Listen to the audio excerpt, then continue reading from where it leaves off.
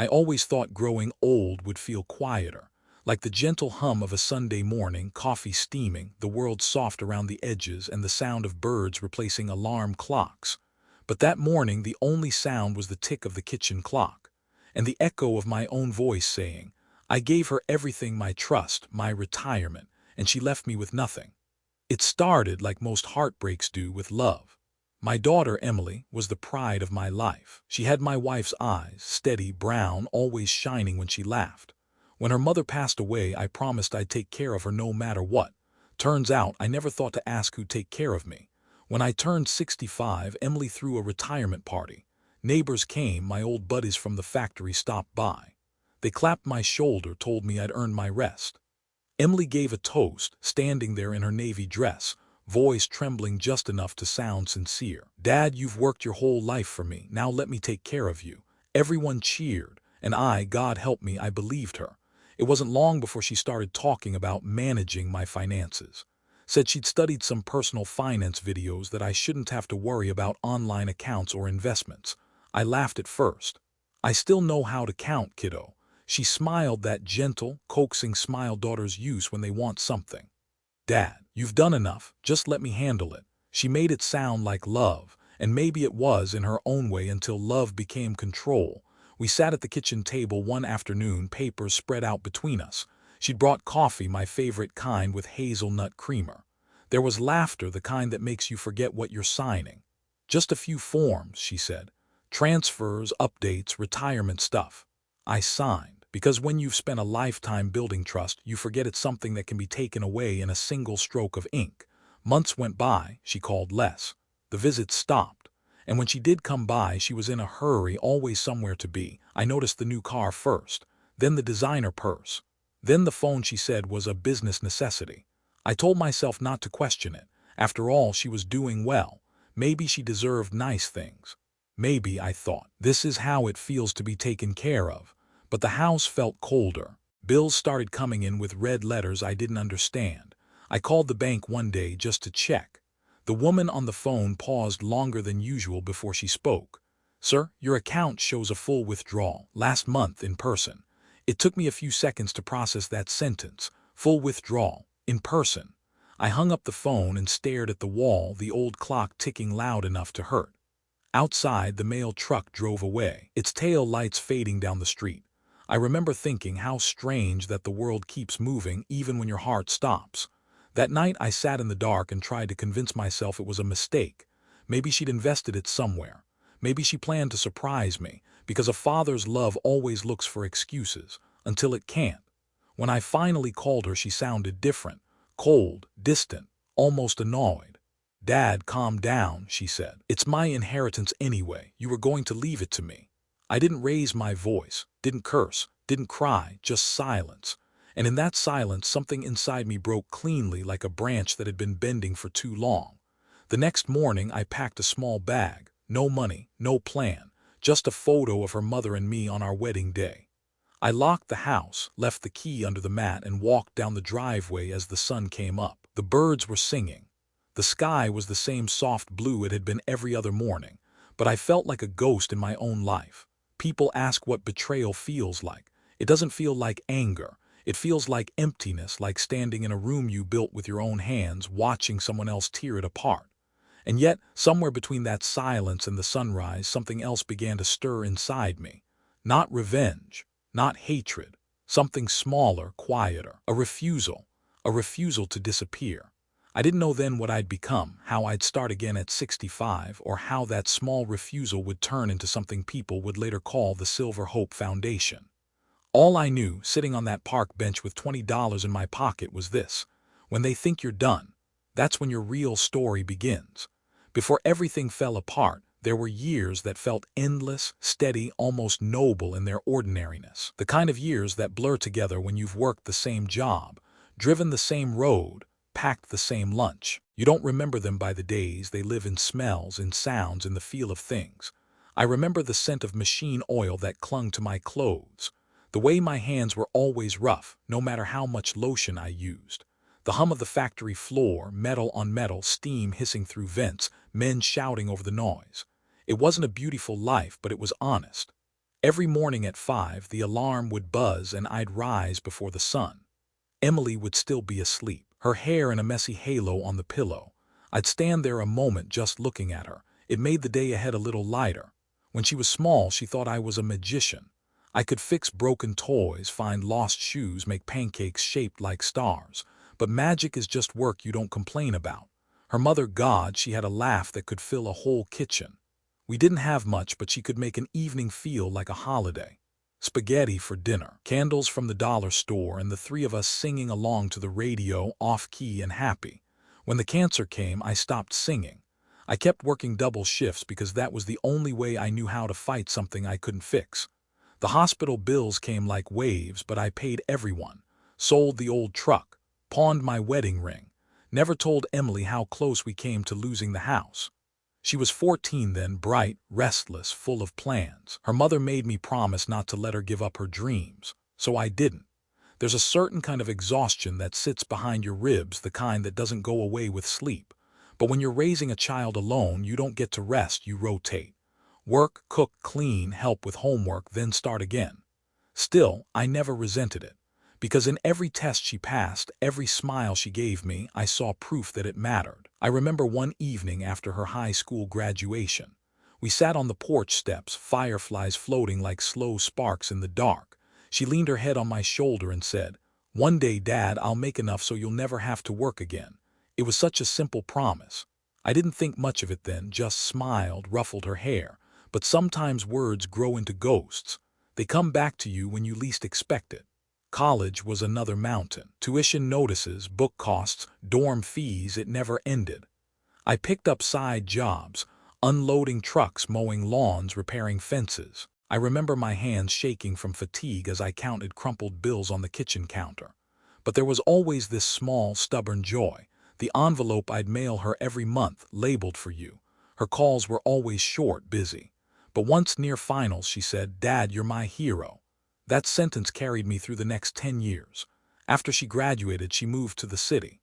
The first time I visited, she took me to dinner, white tablecloth, polished silver. Waiters who said, "Sir." She looked radiant, talking about clients, projects, plans. I couldn't follow half of it, but I didn't need to. Just watching her speak, I felt my whole life had meant something. I told her about my plan to retire soon. She reached across the table, took my hand. "Then it's my turn," she said. Her palm was soft, her nails painted light pink. For a moment I saw her mother in her smile, that same quiet fire. The next few years went by like a slow sunset. Work got harder on my back, the machines louder, but every Friday I'd circle the date on my calendar, the day I'd be done, the day I'd finally rest. My coworkers joked about fishing trips, road trips, lazy mornings. I only wanted one thing, to sit in that kitchen again, the one that still smelled faintly of cinnamon and lemon soap, and feel that I'd done enough. When the final paycheck came, I remember the envelope was heavier than I expected. 40 years of sweat sealed in a single slip of paper. I went home, placed it on the table, and stared at it for a long time. Then I called Emily. She answered with that bright, professional voice of hers. I told her I was ready to retire. She cheered, said we'd celebrate soon, that she'd handle everything. "Don't worry, Dad, I'll take care of it." And for the first time in a long while, I believed I could finally rest. The weight I'd carried for decades began to lift. I didn't know it yet, but I was setting down my armor in the middle of a battlefield I couldn't see. The years of sacrifice had ended, and the years of reckoning were quietly waiting their turn. The morning after my retirement party, the house felt lighter, like the air itself had exhaled. There were still paper plates on the counter, gold ribbons drooping from the ceiling fan, and the faint smell of frosting and barbecue smoke lingering in the kitchen. Outside, the yard was littered with footprints from people who came to celebrate. But what stayed with me most wasn't the noise or the gifts, it was Emily's promise. "You've taken care of me my whole life, Dad. Now let me take care of you." She'd said it with such confidence, that easy smile of hers lighting up the room. Everyone clapped, and I'd laugh to hide the lump in my throat. It's strange how love can sound so simple when it's wrapped in applause. That morning she made breakfast, scrambled eggs, toast, coffee with too much sugar. She hummed softly as she cooked, something I hadn't heard in years. The light caught her hair, and for a moment I saw the little girl who used to stand on a stool beside me, stirring pancake batter, her face smudged with flour. "You don't have to worry about a thing anymore," she said, sliding a plate toward me. "I've got this. You just enjoy life now." Enjoy life. Two words that felt foreign in my mouth. I'd spent so long working for life that I'd forgotten how to enjoy it. She talked fast that day about accounts, online payments, new ways to invest. Her world moved in numbers and apps, passwords and plans. Mine still lived in paper bills and checkbooks. "Dad, everything's digital now," she said, typing quickly on her phone. "We can consolidate everything under one management platform. Safer, more efficient." I didn't understand half of it, but her tone carried the confidence of youth. She'd always been smart, organized. And more than that, she was my daughter. So when she handed me the folder, neatly labeled and highlighted, I signed where she told me to, not because I was careless, but because trust is a habit you don't know how to break once it's built into your bones. That afternoon, she opened her laptop and walked me through my retirement plan.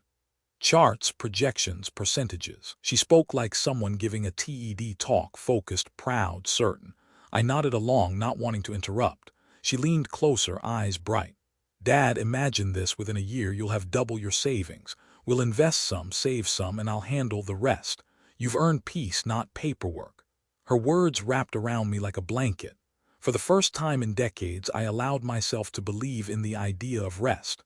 I could finally be still. In the days that followed, Emily visited more often. She brought me groceries, reorganized the pantry, insisted on setting up automatic payments. She even replaced my old phone with a sleek new one. "It's easier," she said, tapping through the screens before I could ask questions. The house felt alive again. There was laughter, music, the smell of her perfume lingering after she left, something floral, expensive, too elegant for my simple rooms. When the mail came, she'd intercept it, sorting through envelopes like a diligent secretary. "Don't worry about the bills, Dad," she'd say. "I've got it all automated." Her voice was calm, warm, certain. It's amazing how easily certainty can sound like love. Sometimes when she left, I'd sit by the window and watch her car pull out of the driveway, shiny, dark blue, with a little charm hanging from the rearview mirror. It sparkled when the sunlight hit it. That sparkle reminded me of her mother's necklace, the one she used to wear when times were good. Back then, I thought Emily's success was the answer to every sacrifice we'd made. It felt right that she wanted to take care of me. It felt like balance, like the wheel had finally turned full circle. One evening she brought over a small cake and a bottle of wine. We sat outside, the crickets humming in the tall grass, and she raised her glass. "To new beginnings," she said. "To your freedom, Dad." I laughed softly. Freedom feels strange after 40 years in the same place. She smiled. "You'll get used to it." Then, as if the thought had just occurred to her, she said, "I was thinking we could transfer your pension into a joint account, just to simplify things. You know, easier access when I'm paying bills or managing investments for you." Her tone was casual, practiced, like she was talking about groceries, not the sum of my life's work. But I didn't hear manipulation in it then. I heard care. I heard love trying to sound practical. I hesitated only a moment before nodding. "If you think that's best, sweetheart." She leaned over, kissed my cheek. "I promise, Dad, you won't ever have to worry again." That night after she left, I walked around the house turning off lights. The rooms were quiet, warm from the day's sun. In the living room, her wine glass sat half full, the rim smudged with lipstick. It caught the lamplight, soft and red like a fading ember. I remember thinking how peaceful everything seemed. No alarms to set, no shifts to wake up for, just quiet. I didn't know peace could also be a disguise, that sometimes the sweetest promises are the ones that echo longest when they break. The next morning, the sky was washed in pale orange. Birds were perched on the fence, calling to one another. I made coffee, looked out the window, and thought how lucky I was to have a daughter who cared enough to take on my burdens. The taste of that first sip was bitter and warm, grounding. I didn't realize then that it would be the last truly peaceful morning I'd have in that house. Because when trust feels this safe, you never think to protect it. You just keep believing and signing. It began with small things, not loud enough to be warnings, more like whispers that slipped through the quiet. A missing receipt here, a phone call cut short, a tone in Emily's voice that I couldn't name but felt somewhere deep, like a draft sneaking under the door. At first, I brushed it off. She was busy, I told myself. Young people lived in a faster world. But still, something in me had started listening differently. The first real moment came one afternoon when I stopped by her house unannounced. I'd baked a small loaf of banana bread, something to say thank you for all she'd been doing. It was early spring. The air smelled like wet earth and new grass. I remember walking up her driveway, the sound of gravel crunching under my shoes. Through the window, I saw her moving around, talking on the phone. Her posture, sharp, animated, didn't fit the daughter I knew. She wasn't smiling that soft smile I remembered. She was pacing, gesturing, her voice low but firm. When she saw me through the glass, she froze for half a second, then smiled wide, too wide. The kind of smile people use when they need to cover something. "Dad, you should have called first," she said, opening the door a little too quickly. Inside, the air smelled faintly of perfume and something else, leather maybe. Her living room looked different. A new rug, modern art on the wall, a glass table I'd never seen before. "Wow," I said, setting the bread on the counter. "This place looks nice." "Oh, just a few updates," she said, brushing it off. "You know, I've been meaning to redecorate." She talked faster than usual, filling the space between us with words so I wouldn't have time to look too closely. On the counter sat a shopping bag with a logo I recognized from the fancy stores downtown, the kind of place where a single scarf costs a week's pension. I noticed it, then made myself forget it, because fathers don't want to suspect their daughters of anything, especially not of lies. A few weeks later, she came by the house. Her perfume reached the room before she did. She was in a crisp white blazer, phone pressed to her ear, nails shining.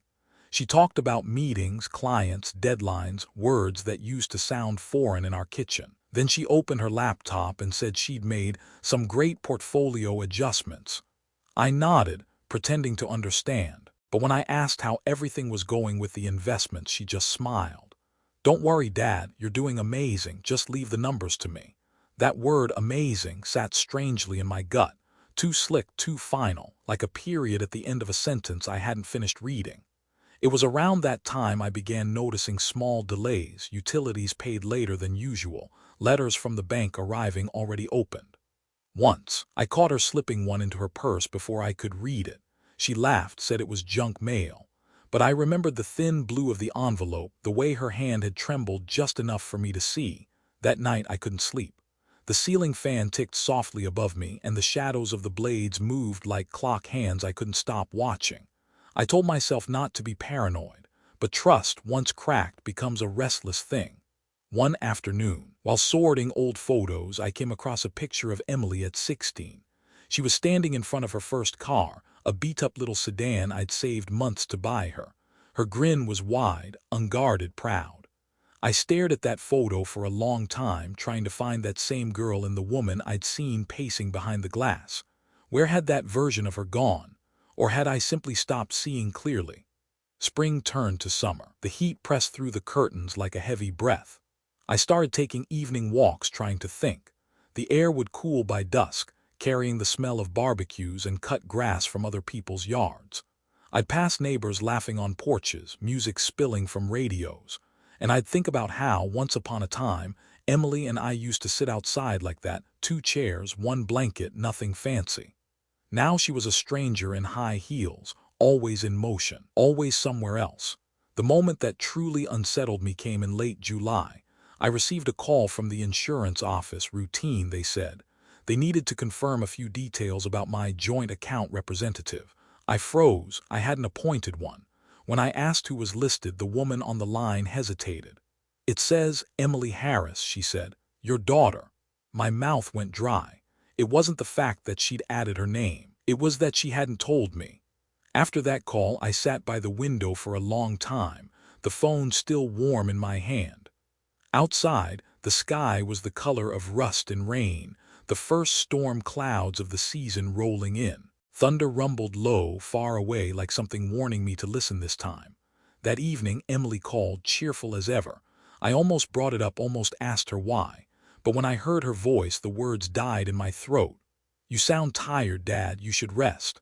I'll stop by this weekend." Her tone was smooth, practiced. The kind of voice people use when they know exactly what not to say. After we hung up, I sat there in the fading light, feeling the walls press closer. The old clock ticked in the corner. For the first time, it didn't sound steady. It sounded like a countdown. I didn't know to what, but I could feel it coming. The day the truth came to light didn't arrive with thunder. It came quietly like most heartbreak does, wrapped in ordinary hours, wearing the face of routine. It was a Tuesday. The sky was washed pale blue, the kind that promises nothing but still feels polite. I'd gone into town to renew my driver's license.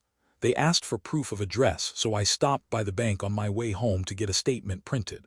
The branch smelled faintly of lemon polish and printer ink. The floor tiles reflected the light from the big front windows. Behind the counter, a young woman smiled at me, the kind of practiced, professional smile people wear in places where bad news is common. "Good afternoon, Mr. Harris. How can I help you today?" I told her what I needed. She nodded, typed for a while, and then her brow tightened just slightly, barely enough to notice. Her fingers paused above the keyboard. "Sir, I'm sorry, but it seems your account was closed last month." At first, I thought she'd made a mistake. I leaned in, polite, calm. No, there must be some mix-up. This is my retirement account. It's been active for decades." She checked again, scrolling through lines of data I couldn't read. Tone softened. "It shows a full withdrawal, sir, in person." The words hung in the air, full withdrawal, in person. My ears rang, the hum of the printer, the chatter of a teller nearby, it all blurred into white noise. Could you tell me who?" She hesitated, glancing around. "I'm not supposed to disclose that information unless—" I must have looked desperate because she lowered her voice. "It was authorized under joint access." The secondary name listed was Emily Harris. For a moment, I didn't breathe. It felt like the room had tilted, like gravity had changed direction and I was falling upward, slowly, soundlessly. I thanked her somehow. I even smiled, one of those brittle smiles that exist only to keep the world from collapsing too soon. Then I walked out, my hand gripping the counter to steady myself. Outside, the sunlight looked wrong, too bright, too sharp.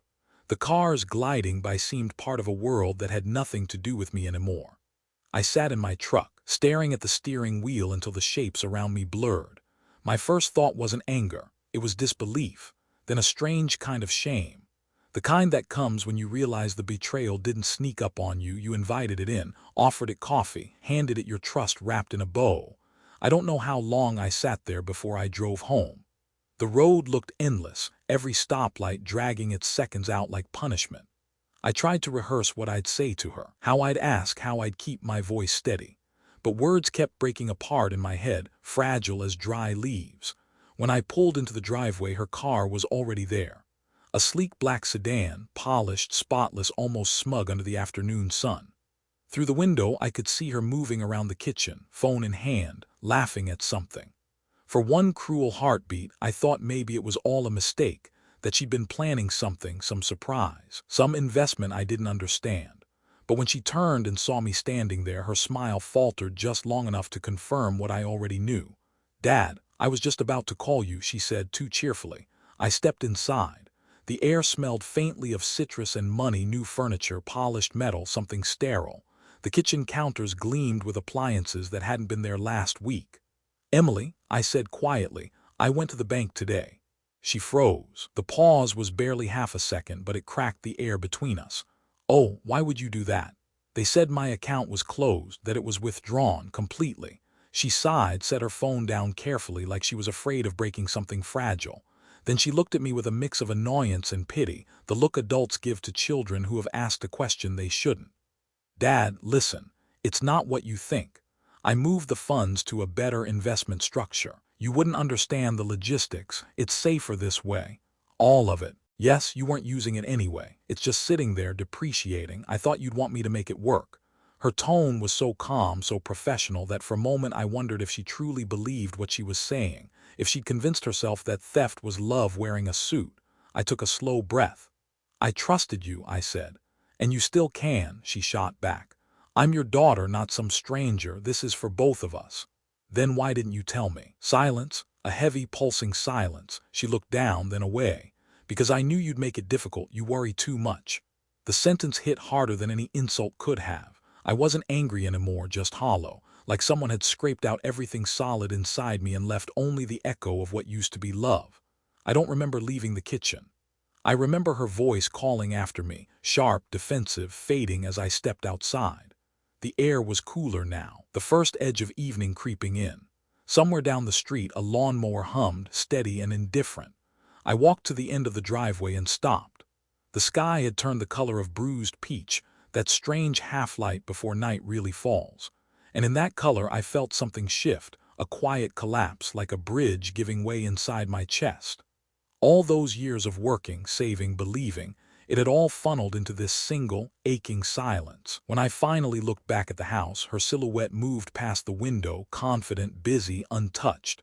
And I understood with a clarity that hurt. I hadn't just lost my savings. I'd lost the one person I thought would never see me as a burden. The truth wasn't just naked, it was merciless, and it had my daughter's face. The next morning the house was too quiet. The kind of quiet that hums under your skin, waiting for something to break it.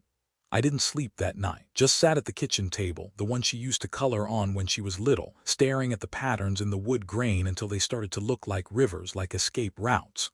When dawn came, I made coffee I couldn't taste. Outside, the lawn shimmered with dew. I could hear the distant rumble of a garbage truck, a dog barking down the street, life moving on as if nothing had changed. But something had, something irreversible. When Emily finally called, her voice was bright, forced brightness, the kind that cuts instead of warms. "Hey, Dad, you left pretty suddenly yesterday, everything okay?" I didn't answer right away. I could feel the words pressing against my chest, heavy, hot. "We need to talk," I said quietly. "Sure, dinner tonight, I'll bring takeout." "No," I said. Now there was a pause. I heard her exhale sharply through the phone. "All right, I'll come by." By the time she arrived, the sun was high and harsh. It flooded the living room in thin stripes through the blinds. She walked in wearing sunglasses, holding an iced coffee, the straw clicking against the plastic lid. The smell of vanilla and caffeine followed her in. "You look tired," she said, setting her drink on the counter. "You really shouldn't stress about all this." I didn't sit. "Emily, I went to the bank. I know everything." Her lips pressed together in a straight line. "Then I guess we're skipping small talk." For a moment, neither of us spoke. Clock on the wall ticked louder than it should have. A bird outside hit the window with a soft thud and flew off again. It felt like even the house was holding its breath. "Why?" I asked finally. "Why would you do that?" She crossed her arms, eyes flicking toward the floor. "You're overreacting. I didn't steal from you, I just moved things around. You weren't using it." "That was my life's work, Emily, 40 years. "And what did you plan to do with it, Dad? Sit on it? Keep it rotting in an account while you mow the same lawn every week?" Her tone was sharp now, impatient. The words didn't sound like her, they sounded like someone defending a choice they already regretted but couldn't admit. I felt something cold spread through me. "You think this is about money?" She laughed, short and brittle. "It's always about money. You worked yourself into the ground for numbers on a screen. I'm just putting them to use." I stared at her, searching her face for the girl who used to run barefoot through sprinklers, who cried when her mother died, who promised to take care of me, but all I saw was distance. "Emily, you've taken everything." She looked away toward the window. "It's not everything, you still have the house." "Until the taxes come due," I said. "You don't understand, without those savings I can't sustain this place. I can't." The sentence dissolved before I could finish it. She sighed, ran a hand through her hair, her bracelets clinking softly. "You make it sound like I ruined your life. I just thought. You thought you knew better." Dasi letter C9 and H and H letter 1 B9. Therm D letter 1 E5 U G letter 1 E1 CH N letter 1 ED1 ID stroke letter 1 EC3 G I letter 1 EF and H letter 1 ECBPT H O letter 1 EA1 IT letter 1 EF1 N here and Han Cho TTS. She didn't answer. The silence stretched until it became unbearable. "You could have told me," I said. "I would have listened." "No, you wouldn't have," she said flatly. "You never listen when I talk about modern things. You still live like it's 1980. I tried to make things easier for you, Dad. I am making them easier." Her words were logical, polished, almost rehearsed. But her voice cracked just slightly on the last sentence, and for a split second I saw fear flicker across her face. "You spent it, didn't you?" She froze. A muscle in her jaw twitched. "It's being used. There were expenses, opportunities." "What kind of opportunities require all of it?" Her silence was the answer. I took a step closer and she took one back. The air between us thickened with everything we weren't saying. "Emily, I'm not angry because you failed me," I said quietly. "I'm angry because you stopped seeing me as your father. You saw me as what? A wallet, a burden you needed to manage." She blinked fast, her eyes glassy now but her pride held tight. "You don't get it," she whispered. "You've been so careful your whole life, so afraid to take a chance. I wanted more. I didn't want to end up like you, tired, invisible, counting pennies." Her voice broke then and tears slipped down her cheeks, but they didn't fall for me. They fell for the person she thought she had to become. I wanted to hold her. I wanted to tell her I understood the hunger for more, the fear of being small in a world that rewards greed, but something in me couldn't move. It wasn't pride, it was finality. "Then I hope it was worth it," I said softly. "Because this, whatever we had, it's gone." She looked up, startled, as if I'd just spoken in another language. "Dad, don't," I said, "just don't." My voice was calm, but my hands trembled. I turned away before she could see it. When she left, the door clicked shut with a sound too small for what it meant. Her car engine started, faded down the street. I stood there, staring at the space she'd just occupied, the faint trace of her perfume still hanging in the air. For years, I'd imagined that losing her mother was the worst pain a man could feel. But grief, I learned, isn't just for the dead. Sometimes it's for the living who choose to leave you anyway. The house creaked softly as the afternoon heat shifted. Outside, wind brushed the trees, carrying away what little warmth remained. And in that hollow quiet, I whispered words she would never hear. "Goodbye, kiddo." Then I sat down at the table again, hands folded, and let the silence settle like dust around me. The first morning without money didn't look any different. The sky was still the same soft gray before sunrise, the kitchen light still flickered once before settling. But everything felt different, like someone had quietly rearranged the air while I was sleeping. The fridge hummed low, almost apologetic. When I opened it, the cool light spilled over a half carton of milk, a few eggs, and the echo of what used to be certainty. For the first time in decades, I counted not just what I had, but what I didn't. It's strange how quickly dignity becomes arithmetic. I sat at the table, old bills spread before me, each one whispering a deadline. Water, electricity, property tax. Numbers that used to mean routine now pressed like weights on my chest. I wasn't used to asking for help. Men from my generation weren't. We fixed things. We endured. But you can't fix a hole in your soul with a wrench, and there's no manual for being betrayed by your own blood. By noon the air was heavy with summer heat. I opened the front door, hoping for wind, but all I got was the dry buzz of cicadas and the smell of cut grass from a neighbor's yard. The mailbox hung open, empty. No check coming, no safety net. I took a slow walk to the corner store, more out of habit than need. The asphalt shimmered in the sun, and my knees ached with every step. Inside, the clerk nodded, the bell above the door chiming like a reminder of normalcy. I picked up a loaf of bread and a small jar of peanut butter, did the math in my head twice before setting them down. When I reached for my wallet, my hand hesitated. There was only a $10 bill left. I handed it over anyway, forcing a smile I didn't feel. The clerk handed me the change, coins that felt heavier than they should have. Outside, I could feel sweat slide down the back of my neck, but inside it was something colder spreading, a quiet panic that never quite made it to the surface. That night, I turned off every light except one lamp. The hum of the ceiling fan sounded louder than usual.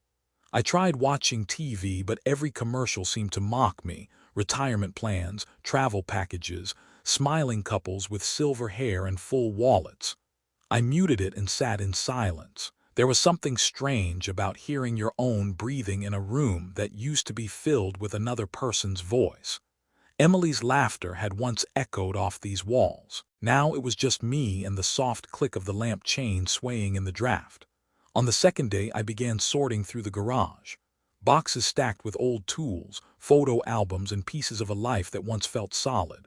The smell of dust and oil filled the air, familiar and grounding.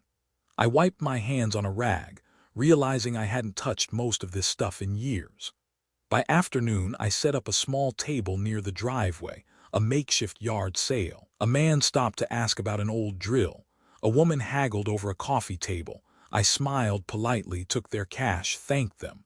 Each dollar bill folded into my pocket felt like both relief and defeat. I told myself it was temporary, that it was just a bridge to something else. But the truth was, I didn't know what something else meant anymore. On the third day, I walked into town again. A handwritten sign in the gas station window caught my eye. Part-time help wanted weekends. I stood there a while, pretending to check my phone so I wouldn't look desperate. The owner, a man in his 40s with grease-stained hands, came out and squinted at me. "You looking for work, sir?" His sir felt both respectful and pitying. "Maybe," I said. "What kind of help you need?" "Just stocking shelves, cleaning pumps, nothing fancy. Minimum wage. But it's honest. Honest." The word landed in me like a small mercy. I nodded. "I'll take it." That night I lay in bed listening to the hum of passing cars outside. My body ached from standing all day, but it was a good kind of ache, the kind that reminded me I was still useful, still here. When sleep finally came, it wasn't peaceful, but it was deep, dreamless. A rest earned by doing something, anything, that mattered again. The days blurred after that. Morning coffee replaced breakfast. Lunch was whatever I could grab from the corner deli, day-old sandwiches discounted after noon. I learned how to stretch $10 over 3 days, how to patch the soles of my shoes with duct tape, how to silence the small voice that whispered you shouldn't have to live like this. But sometimes when I passed by the park, I'd see other retirees sitting on benches, reading newspapers, smiling like time belonged to them. And I'd feel that sharp sting again, not of envy but of recognition. That used to be me.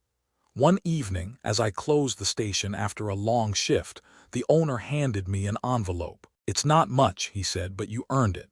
I opened it on the walk home, 2 crisp bills and a few coins. The money itself wasn't what mattered. It was the proof that I could still build something from nothing. The streetlights buzzed overhead, their glow soft against the asphalt. A breeze carried the scent of gasoline and rain. And for the first time in weeks, I felt something close to peace, not comfort, but control. I didn't have savings. I didn't have security, but I had motion again. And motion, I was starting to learn, is a kind of hope. When I got home, I placed the envelope on the kitchen table, right where the old bills used to sit. The house was still quiet, but the silence felt different now, less like absence, more like space. The air smelled faintly of coffee and rain. Outside, thunder rumbled somewhere far away, deep and low. I looked at that envelope and whispered, not to her, not to anyone in particular, "Start." Then I turned off the lamp and sat there a little longer, listening to the sound of the storm rolling closer, feeling the faint pulse of something new inside me. Not anger, not grief, just the first breath of beginning again. The gas station job became a kind of clock for me. Days didn't feel like days anymore, just shifts. The hum of the coolers, the smell of diesel, the faint buzz of the fluorescent lights overhead. I learned to measure time not in hours, but in customers. There was a rhythm to it: morning coffee rush, afternoon silence, the slow parade of tired faces at dusk. People came and went with their own burdens, but they all carried something you could see if you looked long enough: worry in their shoulders, distance in their eyes. I started recognizing it, the quiet language of people trying to hold their lives together. Maybe that's why I noticed him first. He came in one rainy evening, soaked from head to toe. A tall man, maybe in his late 60s, with silver hair plastered to his forehead. He was holding a crumpled flyer for discount gas, though I could tell he didn't need it. He just wanted an excuse to stand somewhere dry. "Hell of a storm," I said, offering a towel from behind the counter. He nodded, wringing his hands. "Yeah, feels like it's following me." His voice carried the tired humor of someone who's seen too much to take bad luck personally. He introduced himself as Tom. Bought a cup of coffee, black, no sugar. When he reached for his wallet, I noticed his hands shaking slightly. "Long day?" I asked. "Long life," he said, smiling without looking up. Something about that answer stuck. Over the next few days, he became a regular. He'd sit on the curb outside, sipping his coffee, talking about the weather or baseball or the price of everything going up. We never dug deeper at first. One afternoon he asked, "You work here full time?" "Just started," I said. "Reset." He gave a short laugh. "Reset, that's what I told myself too when my son sold my house out from under me." He said it casually, like he was mentioning the score of a game, but I felt the weight behind it, the same dull ache I carried. He said it was for my own good, Tom went on. That he'd invest the money wisely. Guess wisdom's more expensive than I thought. He stared into his coffee as rain began to tap the roof again, steady, relentless. "Sorry," he said. "Didn't mean to unload." "You didn't," I said. "You just reminded me I'm not the only one who's been managed." He looked up then, really looked. And in that quiet exchange, I think we both recognized something familiar, a shared wound we didn't have to hide. A few weeks later, he invited me to a small diner on the edge of town. It was a squat building with faded red booths and the smell of bacon grease soaked into the walls, the kind of place that still used paper menus and called everyone Han. When I walked in, I saw Tom sitting in a booth with three others, two women and a man, all around my age. He waved me over. "This is Mary, that's Frank, and over there's June. We kind of meet here, talk about stuff nobody else wants to hear." Mary wore a cardigan the color of rust, her eyes sharp but kind. Frank looked like he'd once been a man of business, neat haircut, still carried himself like someone used to giving orders. June smiled faintly, her fingers tracing the rim of her teacup as if to keep her hands busy. They welcomed me like they'd been expecting me. "We all got our own versions of the same story," Tom said. "Different names, same ending." Mary nodded. "My daughter took out credit cards in my name, said it was temporary." Frank leaned back. "My son convinced me to co-sign on a loan. I'm still paying for a boat I've never seen." June didn't speak for a while. When she did, her voice was soft, almost apologetic. "My niece moved in to help out after my husband died. She left 6 months later with everything of his she could sell." Silence settled over the table, thick and heavy but not awkward. It was the kind of silence you could breathe in together without explaining it. For the first time since Emily's betrayal, I didn't feel alone. These people didn't need to ask questions or offer pity.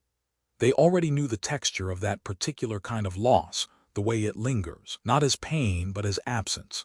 "We call ourselves the Leftovers," Tom said with a crooked grin. "Not great branding, but it fits." We laughed quietly. It wasn't joy, it was recognition, and maybe that was better. Over the following months we met every week, sometimes at the diner, sometimes in the park when the weather was good. We shared stories, advice, little victories. Mary had started baking again. Frank was helping at the local food bank. June was learning to drive for the first time in her life. And me, I was still stocking shelves at the station, still counting coins, but something inside had shifted. It wasn't happiness yet, but it was movement, purpose. One evening, Tom looked at me across the table, his coffee steaming between us.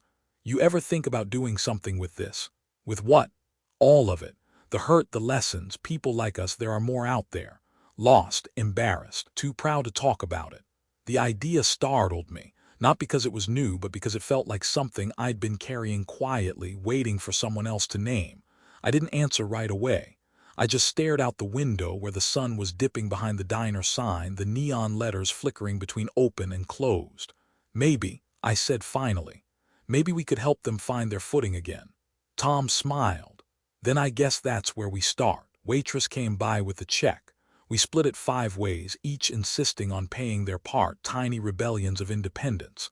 When we stepped outside, the evening air was cool and smelled faintly of rain on asphalt. Streetlights hummed overhead, and for the first time in a long time, I didn't feel invisible. There was still no money, no certainty, but there was we. And for people like us, that was worth more than any balance in a bank. The idea didn't arrive all at once. It came quietly, the way a sunrise sneaks up on the edge of a sleepless night, slow, hesitant, but impossible to ignore once it starts. It began in that diner, a week after one of our usual meetings. Tom had just finished telling us about a woman he'd met at church, a widow who'd lost everything after her son drained her accounts. She was living in her car, he said, embarrassed to ask for help. The table went silent. Mary's eyes glistened. June bit her lip. Frank muttered something about how people like that shouldn't have to hide. And there it was, that word again, hide. We all knew what that meant. That night I couldn't sleep. I sat by the small window of my room, watching the reflection of passing headlights glide across the wall like ghosts. I kept thinking about that woman, about all the people like her, people like us. When your own child betrays you, you stop being angry after a while. The anger burns fast and bright, then collapses into something colder, quieter, shame. And shame, I'd learned, is what makes people disappear. But what if there was a place that could bring them back into the light? Not a shelter, not charity, something built on dignity. That word kept circling in my head until it felt alive. The next morning at the gas station, I mentioned it to Tom. He was leaning against the counter, sipping his usual coffee. "A foundation," I said. "Something for people like us, people who got used." He raised an eyebrow. "You mean like a support group?" "No," I said, More than that, a place that helps people rebuild skills, confidence, maybe even small jobs, not just talking about what we lost but doing something with it. He tilted his head, thinking. Silver Hope, he said suddenly. That's what you should call it. The name hung between us, simple but strong. Silver for age, for the years that hadn't dimmed us. Hope for everything we thought was gone but wasn't. That evening we brought it to the group. Mary smiled the moment she heard it. Silver Hope, she repeated softly. Sounds like a place I'd walk into. June leaned forward. But how? We don't have money, we don't even have a space. Frank chuckled dryly. Money's overrated. Let's start with what we do have: experience, time, stubbornness. Tom grinned. Plenty of that last one. We laughed. But it wasn't just laughter, it was ignition. Something started moving in that room. A shared heartbeat, steady and deliberate. The first step was small. We met in the park on Sundays, spreading out old folding chairs near the gazebo. We brought coffee, notepads, and a cardboard sign Mary had painted herself. Silver Hope, helping each other stand again. At first people passed by without stopping. Some looked curious. Others looked away, afraid maybe to see themselves in us. But slowly 1 or 2 began to sit down.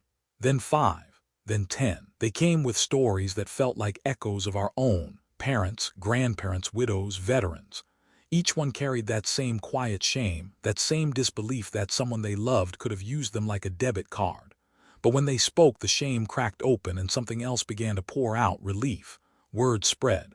Not fast, but steady. Local papers started calling us a peer network for financial abuse survivors.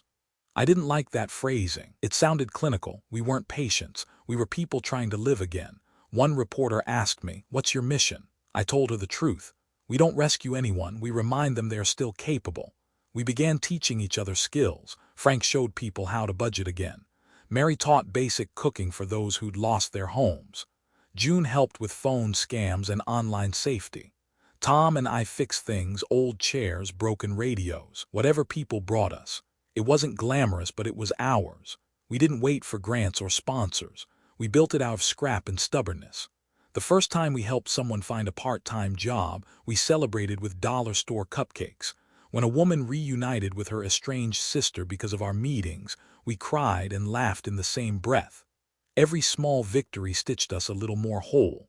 One afternoon, as we packed up after a long session, I noticed an elderly man sitting on a bench nearby. He was dressed neatly, his shoes polished, hands clasped around a cane. He'd been watching us for a while. When I approached, he said, "You folks talk about people being taken advantage of, don't you?" "That's right. My son emptied my pension account," he said, his voice trembling. "Said he'd pay me back when his business took off. That was 3 years ago." He looked down at his hands. "I haven't told anyone. Until now." I sat beside him and said softly, "Then you just took the hardest step." He nodded, eyes glistening. Silver Hope, huh? That's a good name. When he stood to join the group, I felt something deep inside me shift again, something like forgiveness, but not of her, not yet. Forgiveness of myself, for being human, for trusting, for still wanting to believe in people despite it all. That night, as I locked up the park gate, the sun had already dipped below the trees. The sky glowed with that muted gold that comes just before dusk. The breeze carried the smell of cut grass and possibility. I thought of Emily, not with anger this time, but with a kind of distant sorrow, the way you think of someone you used to love but can't reach anymore. Maybe one day she'd see what I'd built out of the ruins she left behind. Maybe she'd understand that this, too, was her legacy. Because Silver Hope wasn't born from revenge. It was born from resilience. From the refusal to disappear quietly. And for the first time since everything fell apart, I realized I wasn't rebuilding my life. I was building something larger than it. It started with a microphone that didn't work, and a hall that smelled faintly of dust and burnt coffee. We'd been invited to speak at the community center, a small event meant for retirees, volunteers, and the few brave souls willing to admit that financial abuse wasn't something that only happened to strangers. The folding chairs squeaked when people sat. The projector buzzed but wouldn't focus. Tom kept fiddling with the extension cord. Mary was rearranging pamphlets with the precision of someone trying to calm her nerves through order. It was our first real public event under the name Silver Hope Foundation, and I was supposed to give the opening talk. When I stepped up to the podium, I could feel the tremor in my hands. Not fear exactly, just the weight of too many truths pressing at once. The microphone squealed, then died completely. So I took a breath, looked at the 50 or so faces in front of me and decided to speak without it. My voice carried better than I expected, maybe because the room was already so quiet. I'm not here as an expert, I began. I'm here as someone who trusted the wrong person and had to learn what trust means all over again. No one moved, a few heads lowered. A woman in the front row folded a tissue in half slowly like she was steadying herself. When you lose money, you think you've lost your safety, I said. But when you lose it to someone you love, you lose your story, the one that told you who you were. The words came easier after that, not rehearsed, just real. I talked about the long nights, the empty fridge, the way silence used to feel like a punishment until I learned to make peace with it.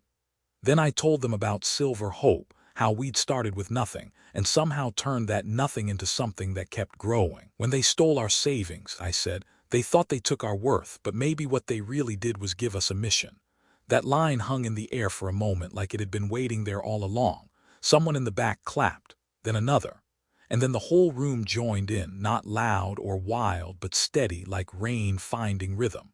After the event, a young woman approached me with a small camera.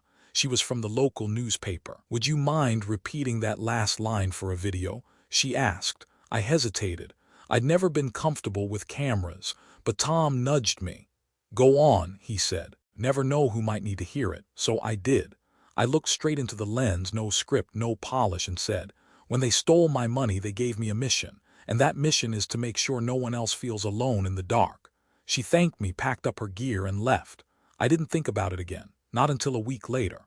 I was restocking shelves at the gas station when Tom burst in, waving his phone like a man possessed. "You're famous," he said. "Breathless? What are you talking about?" He turned the screen toward me.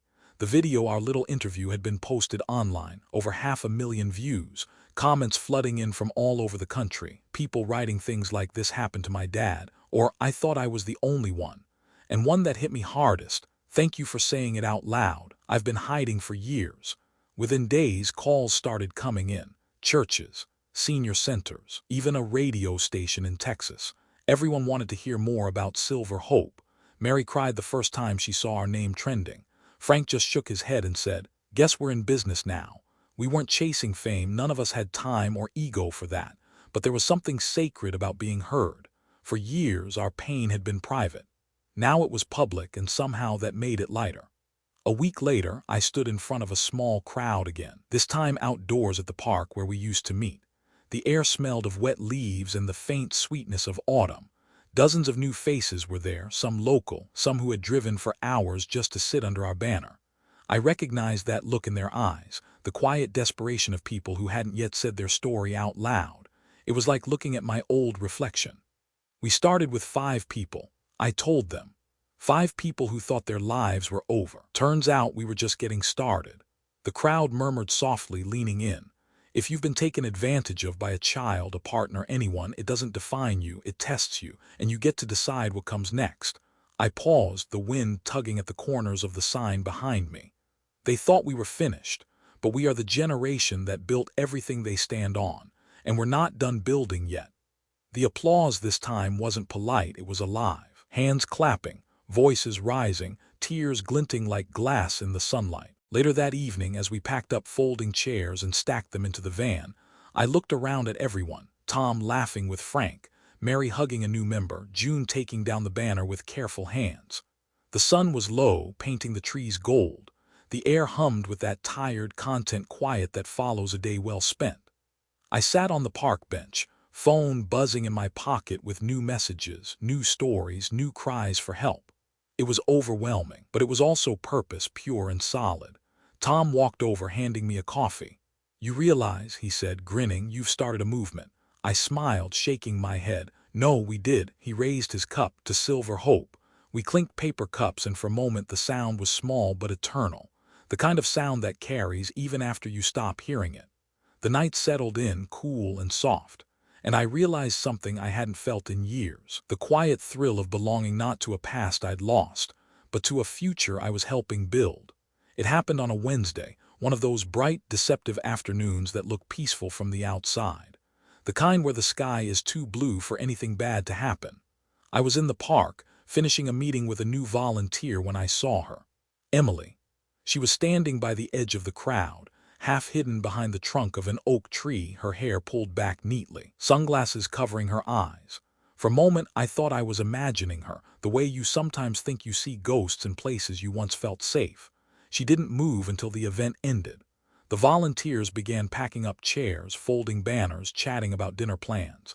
And then she started walking toward me, slow, deliberate steps that seemed to echo louder than they should have on the grass. "Dad," she said softly. It had been over a year since I'd heard that voice. It sounded the same and yet nothing like it used to. I turned toward her, but the words didn't come. She took off her sunglasses. Her eyes looked tired, not from age, but from the kind of exhaustion that comes when a life built on denial starts to crack. There was no arrogance this time, no polished control, just fragility wrapped in pride. "You're doing all this?" she asked, glancing at the silver hope banner fluttering in the wind. "We are," I said simply. "It's a team." She nodded slowly, looking at the people loading boxes into cars, at the small crowd still lingering for conversation. "I've seen the videos, they're everywhere, people talk about you." I shrugged. "They talk about what we've been through, that's the point." For a second the wind caught her hair and tossed it across her face. She brushed it away, her hand trembling just slightly. "You look different," she said. "So do you." She took a deep breath, her voice lowering.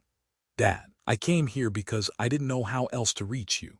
There are phones," I said quietly. "I know, I tried calling, you didn't answer. I figured there wasn't much left to say." Her eyes flickered with something like guilt or maybe just recognition. "I deserve that," she whispered. For a long time neither of us spoke. The world went on around us, the chatter of volunteers, the soft whir of a camera being packed away, smell of grass mixed with coffee from a food cart nearby. But between us there was only the ache of years condensed into silence. "I messed up," she said finally, "worse than I even understood at the time." I looked at her, really looked, past the neat blouse, the careful makeup, the practiced posture. There were lines around her eyes that hadn't been there before. Her confidence was still there, but it had a crack running through it now. "After everything went wrong," she continued, "I thought I could fix it. I kept telling myself I'd pay you back, that I'd make it right once my business recovered, but it didn't, and the more I lost, the harder it became to face you." She laughed bitterly under her breath. "Then I saw your face on a screen talking about betrayal, about rebuilding, and I realized you'd already done what I couldn't. You moved on." "Moved forward," I corrected. "Not on, there's a difference." She looked down at her hands. "You must hate me." "No," I said. "I did for a while, but hate takes energy I needed for better things." That seemed to shake her. Her chin lifted, but her voice trembled.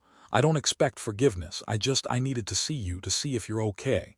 "I'm more than okay." She smiled faintly. "Yeah, I can see that."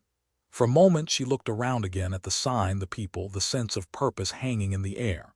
"You turned it into something good," she said. "You always do that. Even when Mom died, you just kept building." I felt something tighten in my throat at the mention of her mother. It had been years since she'd said her name out loud in front of me. "I had to," I said quietly. "That's what love is supposed to do. It keeps building even when the foundation cracks." She nodded, swallowing hard. "I wish I'd learned that sooner." A small silence passed between us. The sun was dipping lower now, light catching on the edge of her sunglasses in her hand. She looked smaller somehow, standing there. Not the ambitious woman who once lectured me about investments, but the daughter I used to carry to bed after she'd fallen asleep on the couch. "Dad," she said, "I don't have much. I lost almost everything, but if there's anything I can do, anything at all, to make things right, you can start by being honest with yourself. The rest follows from that." Her lips parted like she wanted to argue, but she didn't. Instead, she just nodded. "I'm proud of you," she said softly, "even if I don't deserve to say that." "You don't have to deserve it," I said. "You just have to mean it." She blinked fast, eyes glistening.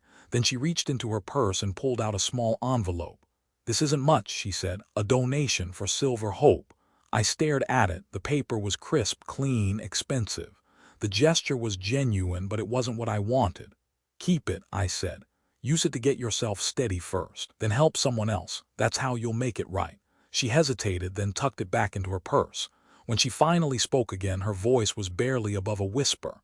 "You really forgave me, didn't you?" I looked past her toward the horizon where the last streak of sunlight was fading into deep orange. Forgiveness isn't something you say once and finish, I said. It's a thing you keep choosing every day you decide not to hate. She nodded, tears spilling now, quiet and unhidden. Then she stepped forward as if uncertain whether she was allowed to. I didn't move, but when her arms wrapped around me, something in me loosened, a knot I hadn't even realized I'd been carrying all this time. Her voice was muffled against my shoulder. "I'm sorry, Dad." I didn't answer. I just stood there, letting the moment breathe.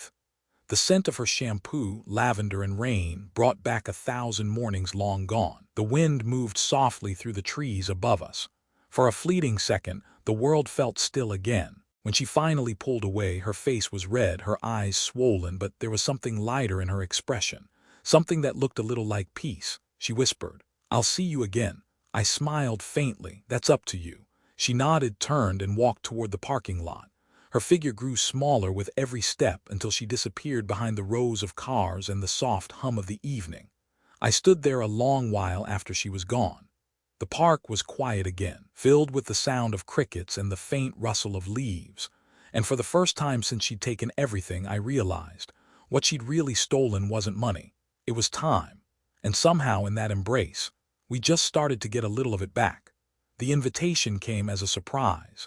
It was a folded letter, slipped under the door of the Silver Hope office, simple white paper, no return address.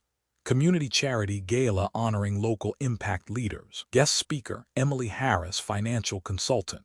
The name hit me like a sudden change in weather, familiar and cold. I stared at it for a long time, my fingers resting on the paper, the letters blurring as if the ink itself didn't want to be seen. Tom leaned over my shoulder when I showed it to him. "You going?" I didn't answer. He didn't push. He just nodded and said, "If you do, take the truth with you." The night of the gala, the air smelled of rain and car exhaust. I stood outside the glass doors of the downtown hotel, the kind where the chandeliers hum faintly and the carpet smells like money.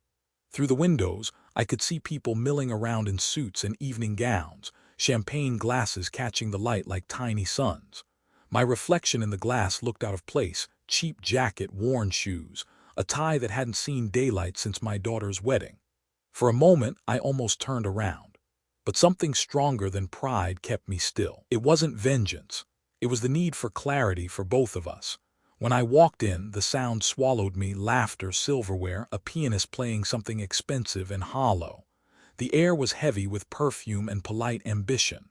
I found a spot near the back, behind a pillar, close enough to see but far enough not to be noticed. Emily was on stage, standing behind a sleek podium, her voice steady, her smile composed. She was speaking about rebuilding trust in financial relationships, about accountability and ethics in family partnerships. The irony wasn't lost on me. Her hair was perfectly styled, her dress elegant but restrained. She looked like success personified, polished, confident, untouchable. Only I could see the faint tremor in her left hand as she adjusted her notes. When she spoke my name, I didn't expect it. "I wouldn't be here tonight if it weren't for my father," she said. "He taught me everything about hard work, about honesty, and about the consequences of forgetting those lessons." The room shifted, a collective pause. She looked out over the crowd, her eyes searching, and then she found me. Our gazes locked. For a moment, everything else disappeared, the music, the murmurs, the crystal clinking. Just her and me, standing in the ruins and the rebuild of everything we'd ever been to each other. She took a breath, her voice unsteady for the first time. "There was a time when I betrayed that trust. I took what wasn't mine. I justified it as help, as love, but it was greed and pride, plain and simple." The crowd stirred, someone coughed. The pianist stopped playing. "My father didn't expose me," she continued. "He didn't sue me, didn't destroy me. He did something harder. He walked away and rebuilt his life without me. And somehow he built something beautiful from the mess I made." My heart clenched. Hearing it out loud from her mouth in front of strangers, it was like watching a wound reopen and heal in the same breath. After her speech, the applause came slow at first, then stronger. It wasn't the kind of clapping people give for charm or style, it was for truth. And truth always sounds raw when it's real. As the crowd rose to their feet, I stayed seated. She stepped down from the stage, shaking hands, accepting congratulations. When she reached me, she stopped. We didn't hug, we didn't smile. "You came," she said softly. "You invited me," I replied. I didn't think you would, neither did I. There was a beat of silence, then she gestured toward the small group of reporters hovering near the exit. They want to do a joint interview about forgiveness, about Silver Hope. I thought maybe. I shook my head. You don't need me for that part, this was your moment. Her face fell slightly. It wasn't about me. Maybe not, but it started with you. She looked down, fingers tightening around her clutch. I wanted them to see the truth, she whispered. To hear it, not from gossip, not from you, just from me. They did, I said, and that's enough. As the night wound down, people began to leave, their laughter fading into the marble corridors. I walked toward the exit, and she followed a few steps behind. Outside, the air was cool, touched with the smell of wet pavement and lilacs from the planters by the door. A streetlight flickered above us, throwing thin halos of light across the sidewalk. You know, she said quietly, when I first started rebuilding my life, I kept thinking about the money I took, how I could ever repay it, but now I see that was never the real debt. I turned to her. What was?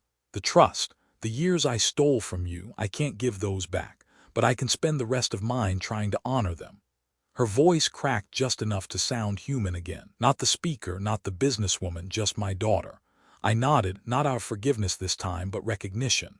Then keep doing what you're doing, I said. Make it count. She smiled faintly, the kind that carried both regret and relief. I will. As I walked away, I heard the soft click of her heels fade behind me, blending into the city's nighttime hum. Traffic murmured, neon lights shimmered on puddles, and somewhere in the distance, a street musician played a slow tune on a saxophone, lonely, gentle, alive. The world felt larger that night. Not because of the gala, not because of redemption, but because for the first time since losing everything, I felt like the story had caught up to itself. The daughter who once took everything had finally stood in front of the world and given something back. And as I disappeared into the quiet of the street, the echo of her voice lingered, not as a wound anymore, but as proof that even the hardest truths, when spoken out loud, can sound a little like grace. Forgiveness doesn't arrive like thunder. It doesn't crash through the doors of your heart and announce itself. It seeps in slowly, cautiously, like sunlight through dusty curtains after a long night you didn't think would end. For weeks after the gala, I carried Emily's words with me like a stone in my pocket, heavy, grounding, impossible to ignore. The city had gone back to its rhythm, traffic droning, birds busying the mornings again, but inside me something had shifted. Not healed, not yet, just shifted. At Silver Hope, the work never stopped. Calls came in daily, stories that all seemed to rhyme with mine. A retired teacher swindled by her nephew, a war veteran whose son had forged his checks, an old couple whose grandson borrowed their savings for a business that never existed.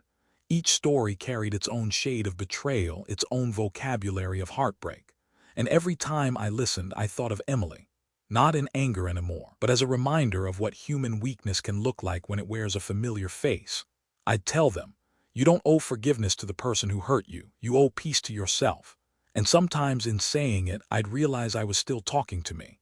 One morning I opened the office early. The air inside still smelled faintly of paper and coffee grounds. Sunlight was just beginning to slip through the blinds, cutting thin gold lines across the floor. On my desk was a letter, the handwriting neat, careful, unmistakable. I hesitated before opening it. Inside was a single page. Dad, I don't expect you to forget what I did. I don't either, but I want you to know that I'm trying to live differently now.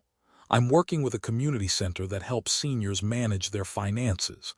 Every time I teach someone how to protect their savings, I think of you and how I should have protected you instead. You don't have to write back. Just know I'm learning. Love, Emily. I sat there for a long time staring at the page, the ink slightly smudged near the bottom where it looked like a tear might have fallen. It wasn't an apology wrapped in excuses or desperation. It was something quieter, real. I folded the letter carefully and slipped it into the drawer next to an old photo of her mother. Forgiveness, I realized, isn't erasing what happened. It's choosing not to reopen the wound every morning just to prove it's still there. That afternoon, I went for a walk. The air was cool, touched with the smell of wet pavement from a morning drizzle. Downtown was alive, people in motion, buses sighing at stops, a street vendor roasting peanuts, their scent warm and nutty in the breeze. It felt good to be part of it, not an observer but a thread in the everyday noise again. As I passed a bookstore, I saw our foundation's flyer taped in the window. Silver Hope, Rebuilding Lives After Betrayal. The edges were curled from the humidity, but the message still stood strong. I smiled at the thought how something born from pain could end up in a window meant to draw people in. That evening, I sat at the park bench where we used to meet for our early gatherings. The trees were shedding the last of their leaves, gold and rust-colored, twirling lazily to the ground. I could hear kids playing soccer in the distance, their laughter slicing through the chill of autumn air. Tom joined me a few minutes later, 2 cups of coffee in his hands. He handed me one without a word.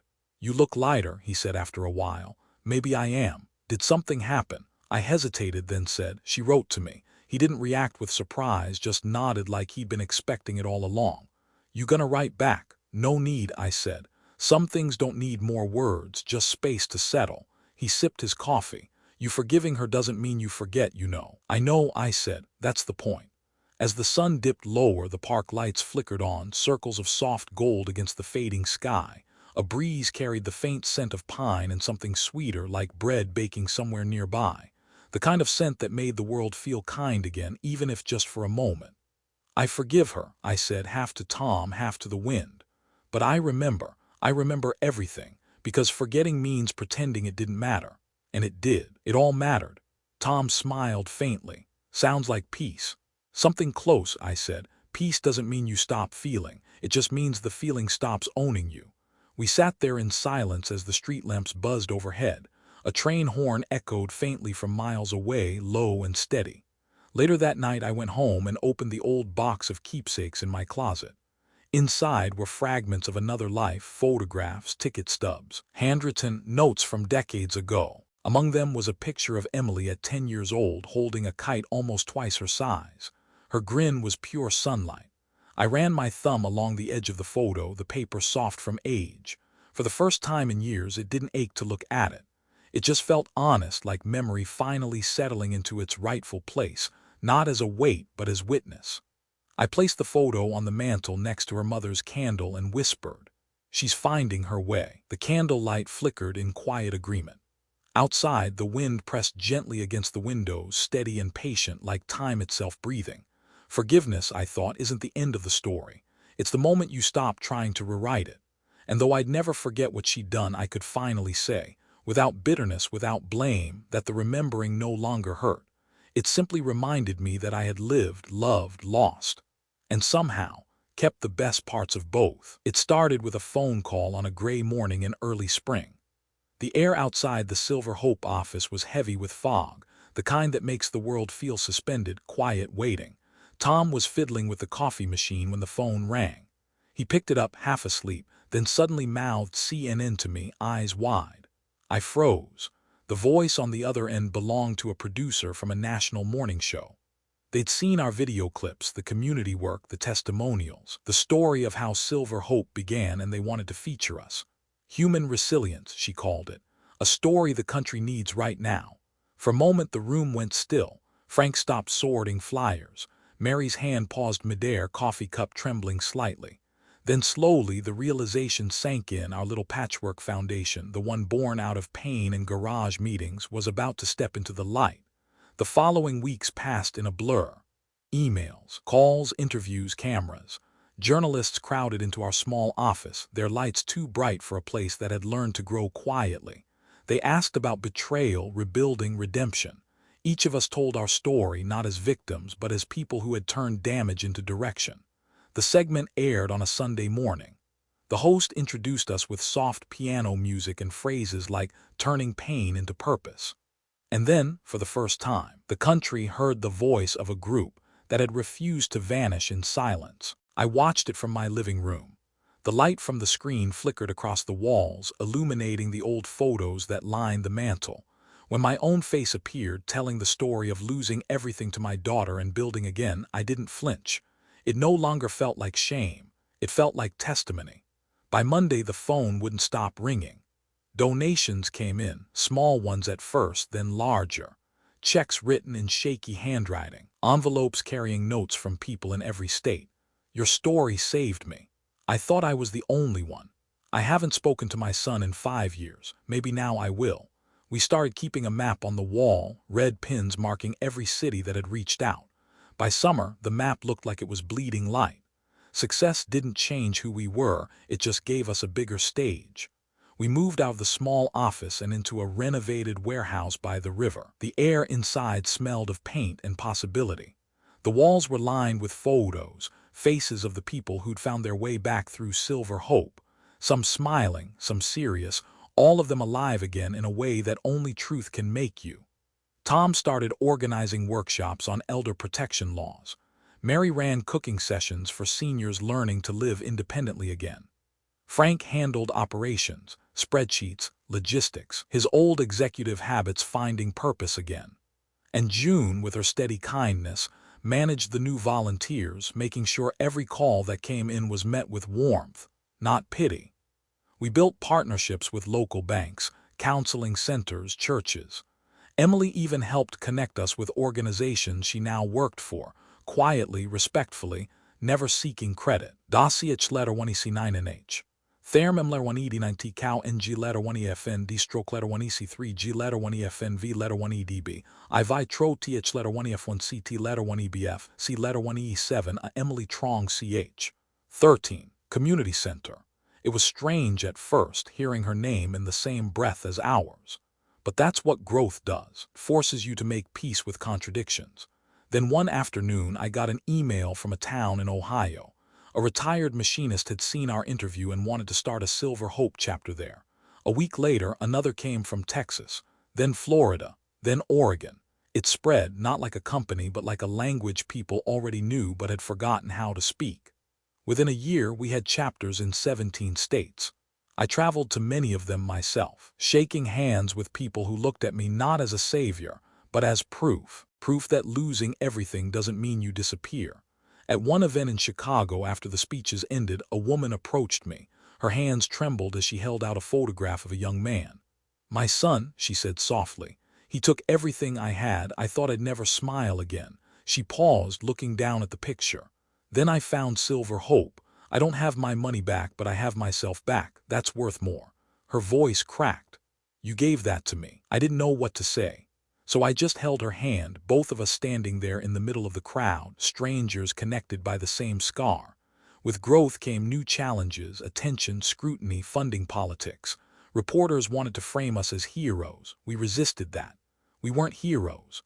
We were survivors who decided that survival alone wasn't enough. One night, long after everyone had left, I stood in the quiet of our new office. The city lights shimmered across the river outside. The hum of traffic echoed faintly through the glass. I looked at the Silver Hope logo etched on the wall, silver letters gleaming under the warm glow of the overhead light. I thought about how it had all begun, one father, one betrayal, one decision not to let that be the end of the story. And now, it wasn't just my story anymore. It belonged to thousands.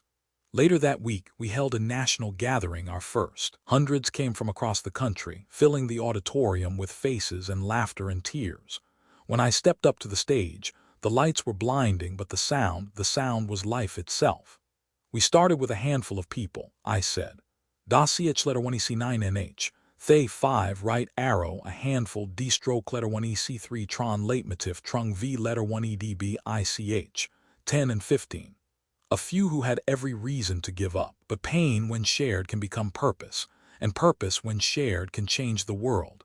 The crowd rose, applause thundered, but all I could think about was the quiet version of me, sitting in a dark kitchen years ago, surrounded by unpaid bills and broken trust. If only he could see this. If only he could know what was waiting on the other side of despair. After the event, I stepped outside for air. The night was cool, filled with the hum of distant music and the smell of rain-soaked pavement. I closed my eyes and listened to it all, the sound of lives mending. Silver Hope had begun as a whisper. Now it was a chorus. And standing there, I realized something profound. The world hadn't just forgiven me for my mistakes. It had joined me in remembering. Because sometimes the most powerful thing you can build from loss is a place where no one else has to feel alone in it again. The first time someone called me Mr. Harris, founder of Silver Hope, on live television, I didn't quite know how to react. The title sounded borrowed, like a coat 2 sizes too big. Founder. It wasn't what I'd set out to be. I never meant to start a movement, I'd just been trying to survive one. But as the years rolled forward, the name stuck. And with it came something heavier, something I hadn't planned for, a legacy. Legacy is a strange word. People think it's about money or reputation or the things you leave behind when the clock finally stops ticking. But I've learned that legacy isn't what you leave for people. It's what you leave in them. Every time I walked into a Silver Hope chapter, whether it was in a church basement in Ohio or a repurposed library hall in Oregon, I saw faces I didn't recognize saying words I'd once whispered to myself in the dark. We are not defined by what was taken from us. Those words had traveled farther than I ever could. They'd crossed state lines, computer screens, even languages. And every time I heard them, they didn't sound like mine anymore. They belonged to everyone. By my late 70s, the world around me had begun to move faster than I could keep up. Emails instead of letters, online meetings instead of the diner tables where Silver Hope was born. But every now and then, I'd visit one of the newer chapters just to listen, to watch how hope, once fragile, had learned to walk on its own legs. One afternoon, I sat quietly in the back of a Silver Hope Center in Arizona. The room smelled faintly of fresh paint and lemon cleaner. A circle of older men and women filled the space, their chairs close, their stories closer. A woman with silver hair was speaking. My daughter took everything, my house, my savings, even my car, but I forgave her, not because she deserved it, but because I did. I didn't want to die angry. Around the room, heads nodded. Tears shimmered, but no one looked away. It was the same language of healing I'd once spoken, but now it was being passed from one stranger to another, like a torch. In that moment, I realized Silver Hope no longer needed me. It had outgrown its origin story, and that was how I knew it would last. Back home, I found Emily waiting on the porch. She came by often now, sometimes with dinner, sometimes just for conversation. Her visits no longer felt like repair work. They were steady, real. We'd learned to sit in silence comfortably again. That evening, the sky was painted in low streaks of orange and violet. The hum of summer insects filled the air, and somewhere in the distance, a neighbor's wind chime whispered in time with the breeze. "You know," she said, looking out at the yard, "I read about Silver Hope's 10th anniversary in the paper. They called it one of the most impactful grassroots movements of the decade." I smiled faintly. Impactful. That's a big word for something that started with a few people and a coffee pot. Dasiach letter 1EC9NH. 5 people, right arrow, a few people, D-stroke letter 1EC3 tron, L letter 1EB7P leitmotif. "It started with you," she said quietly. I shook my head. "No, it started with what I lost. The difference is what I decided to do with it." She nodded, thoughtful. "Still, you turned it into something good. Most people would have just stopped trying." "Most people don't get the chance to start over," I said. "I did. Maybe that's my blessing and my punishment rolled into one." We both laughed softly. The kind of laugh that comes from acceptance, not joy. Later that night after she left, I sat at my desk by the window. The house was quiet except for the distant chirp of crickets and the occasional groan of old wood shifting in the cool air. On my desk sat an old shoebox filled with letters, handwritten notes from people I'd never met. Each one a story, each one a life pulled back from the edge of despair. I opened one at random. The handwriting was uneven, almost shaky. "Mr. Harris, you don't know me. I live in Kansas. My son stole my pension. I thought about ending my life last year, but then I found Silver Hope. I'm still here. I'm gardening again. I even adopted a dog. Thank you for giving me back something I thought I'd lost forever myself." I sat there, reading the letter over and over, my vision blurring. Then I placed it back in the box and whispered, "You're welcome," to no one in particular. A few weeks later, we held a small gathering at headquarters. They wanted me to give a speech marking the 10th anniversary. I stood at the podium, looking out at faces from every corner of the country, some gray with age, others young and bright-eyed, volunteers who hadn't even been born when Silver Hope began. The air buzzed softly with the hum of conversation, the smell of coffee and flowers mixing into something familiar, almost sacred. "When I started this," I began, "I thought the worst thing that had ever happened to me was losing everything I'd saved. But I was wrong. The worst thing would have been never learning what I was capable of after that." I paused, scanning the room. "Silver Hope isn't about me. It's about all of you, the people who turned heartbreak into something that breathes, who proved that resilience doesn't age." The applause came slow, then grew, not thunderous, not wild, steady, warm, human. Afterward, as people mingled, a young volunteer approached me. She couldn't have been older than 25. "Mr. Harris," she said, "my mom was one of the first members of Silver Hope. She told me you taught her what strength looks like. I just wanted to say thank you." Her eyes held the same spark I used to see in Emily's when she was little, unfiltered belief in what people could be. It was then I understood the truth about legacy. It doesn't belong to you. It belongs to everyone who carries it forward. That night, as I closed the office after the celebration, I looked once more at the Silver Hope sign glowing faintly in the dark. Daciech letter 1EC9NH. Therm, after the celebration, D stroke letter 1EC3 row, M letter 1ED1CTH letter 1EDDI giant. The letters shimmered against the glass, their reflection stretching across the floor like liquid light. I touched the doorframe, the cool metal grounding me. This was never about redemption. It was about continuation, about what we leave in the world when everything else fades. And as I stepped out into the quiet night, the air smelled faintly of rain and beginnings. I thought of Emily, of the people whose names I'd never know, of the thousands who now stood where I once fell. That, I realized, was the real legacy, not the rebuilding of one man's life, but the proof that even from betrayal, you can plant something that refuses to die. There's a moment near the end of every storm when the wind doesn't stop, it just changes direction. It doesn't roar anymore, it exhales. And in that quiet, you realize the storm was never trying to destroy you, it was shaping you. That's how my life feels now. A long storm finally giving way to silence, but not the empty kind, the kind that hums with peace. The morning of my 79th birthday, I woke up before sunrise. The house was still, filled with the soft ticking of the clock and the smell of last night's coffee lingering faintly in the air. Through the kitchen window, dawn was painting the world in that fragile, in-between light, half-night, half-promise. I poured myself a cup, black, no sugar. Old habits never really die.